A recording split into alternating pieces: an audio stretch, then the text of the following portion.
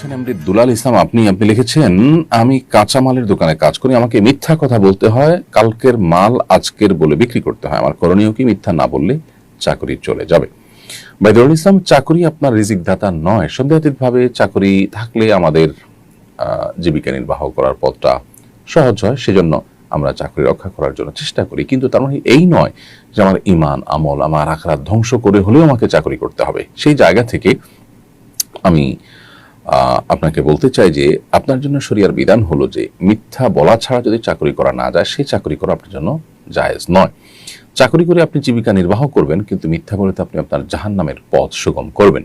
তাহলে একজন মানুষ যদি ক্ষুধার্ত থাকে তাহলে তিনি নিশ্চয়ই বিষ খাবেন না, কারণ বিষ খেয়ে ক্ষুধা নিবারণের চেষ্টা করলেও তাতে তিনি মারা যাবেন, অর্থাৎ এই ক্ষুধা নিবারণের কোনো মানে হয় না। ঠিক একইভাবে মিথ্যা বলে চাকরি করে আপনি জীবিকা নির্বাহ হয়তো করতে পারবেন, কিন্তু জাহান্নাম আপনি ত্বরান্বিত করছেন। সেজন্য আপনার জন্য এই চাকরি সুইচ করে অন্য কোনো চাকরি বা অন্য কোনো পেশা যাওয়ার চেষ্টা করা উচিত। আল্লাহ তাআলা রিজিক দাতা, রিজিক আহরণ করবার জন্য আমাদেরকে কষ্ট করতে হবে। হয়তো চাকরি ছেড়ে দিলে আপনার একটু কষ্ট হবে, হয়তো টানাটানি করে চলতে হবে, হয়তো একটু খারাপ চাকরিতে আপনাকে যেতে হবে, হয়তো উপার্জন একটু কম হবে, কিন্তু এই সমস্ত স্যাক্রিফাইসগুলোর বিনিময়ে তো আমরা আল্লাহর কাছে জান্নাত চাইবো। আমরা আল্লাহর কাছে জান্নাতটা কোন মুখে চাইবো?